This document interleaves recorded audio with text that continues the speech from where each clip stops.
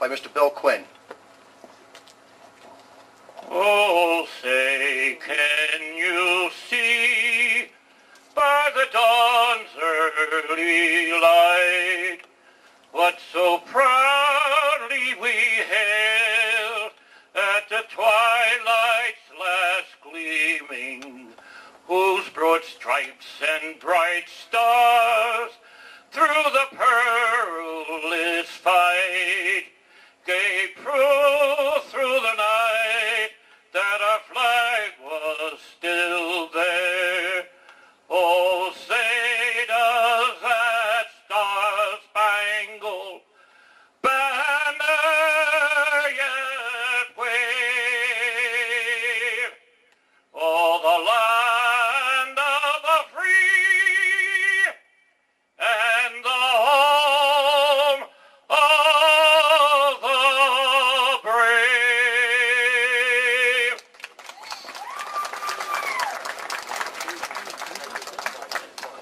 Thank you, Mr. Quinn. Mr. Quinn is here with his brother today. They are both Army veterans, World War II. Mr. Quinn's brother was there when he slugged it out through the Battle of the Bulge. We owe a lot to them for facing aggression 55 years ago. Thank you, Mr. Quinn. This man was a Marine. He has what's called broken time. He was out of the Marine Corps when this action started. He wanted to get back in and protect his country. He's a Chichester graduate. He joined a unit in West Virginia. He called them and said, I want to go. They said, come on down. They drove down to West Virginia and they deployed him to Iraq. Everybody give a warm welcome to Sergeant Phil Workman. Phil.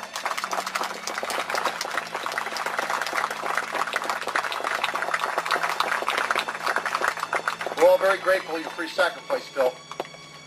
At this time, I'd like to introduce Senator Dominic Pileggi. Thank you, Don. Good morning, everyone. It's a pleasure for me to participate in this event here in Upper Chichester. Yesterday, we celebrated Veterans Day in Media with a parade and the opening of the Veterans Museum in downtown Media.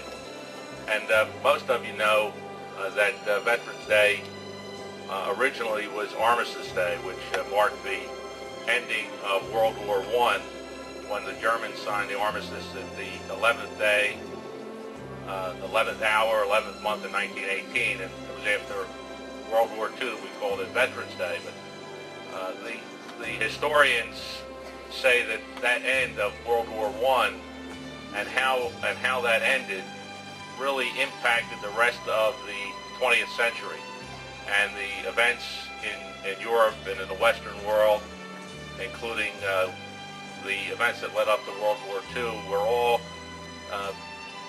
prefigured or presaged by how World War I ended in that armistice and the events of World War I.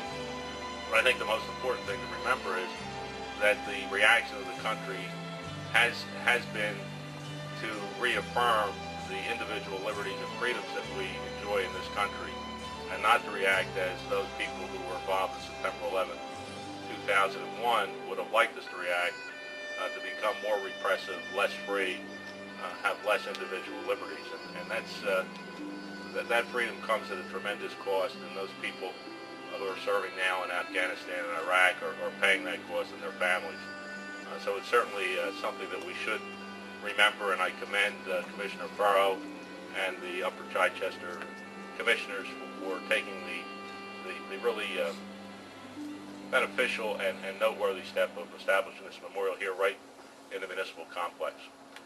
Our policemen and our firefighters, these guys respond whenever they're needed, such as they did on September 11th, 2001. We owe them a deep debt of gratitude. I hope that you take some solace in having this memorial placed here, because it's for you folks, for what you do day in and day out, and the sacrifices you make away from your family, away from your jobs, away from your leisure time. We really, really appreciate what you do for us, and that's why the memorial's here. Can we have a round of applause for these men?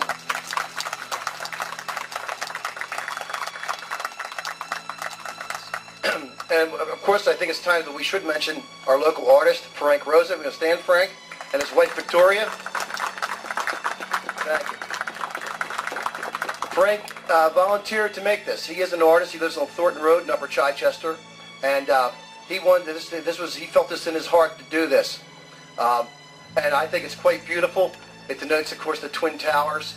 You see the landscaping around it. Marie Shoren and the Girl Scouts were instrumental in this and securing the trees, etc. Our highway department, particularly Dan Kelly and Sandy Montello, did the landscaping. I think these guys are really talented, and it really looks beautiful.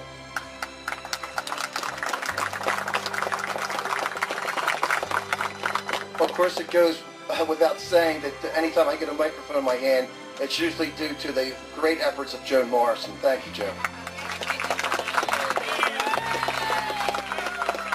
Joni doesn't take the mic, but everybody knows what happens here in Upper Chichester. It's all through Joan, so thank you very much. Our next speaker is no aspersions to Tim Murtaugh and Mike Pupio, but he is the best-looking county councilman, Andy Riley.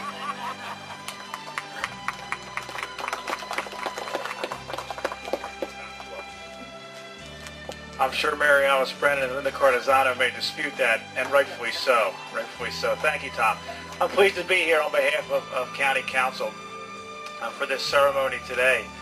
It's hard to believe September 11th has been more than 4 years ago.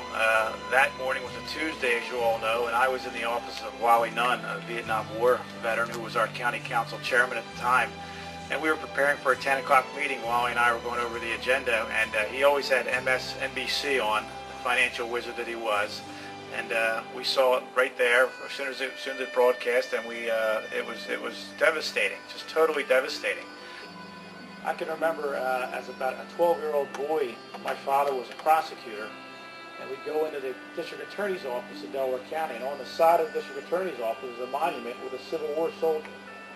And I asked him, I said, well, what's that? What's it explain? And it triggered probably years and years of our discussions about what the Civil War was and what it did and why it was so important to our country and what Lincoln was able to do and bring our country together. And I think just as important as the people who laid that monument there that triggered conversations for generations to come between families, this will do so similarly. As kids come here to forget. About 3 weeks after, maybe a month after 9/11, a group of about 40 New York City firefighters came to an event in Middletown. I think your Upper Chichester commissioners were there too. And one of the guys pulled me aside and said, Riley, you must have relatives in the New York Fire Department. There's about 200 Rileys there. And the truth is there's a lot of Rileys there. There's DeMarcos, there's Gonzalez's, there's all kinds of people. It was a cross-section of who we are that responded to that day. Thanks, Andy Riley. Just I want to mention that Jim Stewart would have made some remarks about the Port Authority, the New York Port Authority. Their headquarters were in the Trade Center, and they lost 38 officers that day in this attack. Jim would have liked to have been here, but being the public servant that is, he's called to work. He's working on the bridge at the Commodore Barry today, and he would like to have been here and made some remarks, but unfortunately, he's called to duty today as well. Also, on my right here, Commissioner Joe DeMarco. Joe. My colleague Butch Minner. This time I'd like to call on Tom Judge for some remarks. Mr. Judge.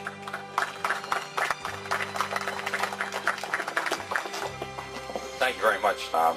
I also echo the words of Senator Pileggi and Andy Riley. They certainly have said what has had to be said today, but I'm honored to participate in today's program, honoring our country's heroes.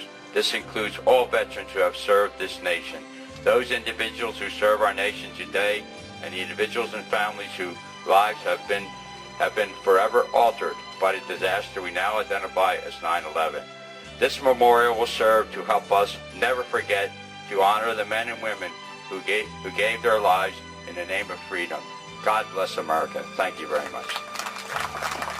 Thank you, Mr. Judge. I'd like to read you something that was read on January 20th, 1961.